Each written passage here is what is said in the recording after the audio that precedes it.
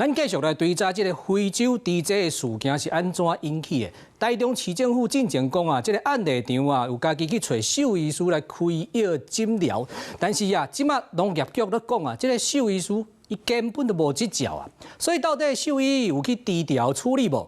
啊，若是无执照，敢讲是合格的兽医师呢？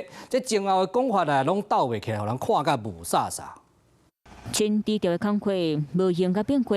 不过，伫咧传出非洲猪只进前，兽医师敢有来到现场了解？市府到底敢有实际掌握？却批评，逐工的讲法拢无共款。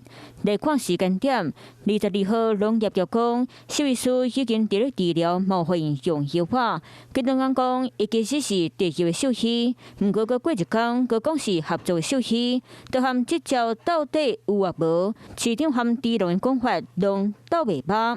14号就有这个台中市政府的农业局的人员到场哈，那也有兽医师在场，那当然兽医师呢，他有他的就是政府委托的专业，因为兽医师他是领有执照。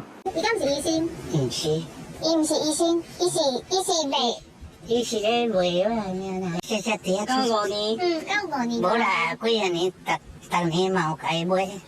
今仔日个叫追问，这两位姓纪含姓王的兽医师，到底敢有来到低调农业局安尼讲？王姓兽医师跟季姓兽医师都以目前的我们问的这个笔录，他是没有到现场。这个兽医师他是没有这个职业执照的部分。事实上，我们在案发大概在3天左右，我们就已经有掌握的。我们只看到相关的疫调漏洞百出。卢市长还对媒体说，因为兽医师领有执照，我们要尊重专业。结果搞了半天，他竟然是一个没有执照的非法医师。行政责任上爱担，真相是啥？会继续追踪到底。Hello， 我是雷亚，想要抢了先掌握最及时的新闻资讯吗？赶快订阅、按赞、开启小铃铛，锁定华视新闻 YouTube 频道。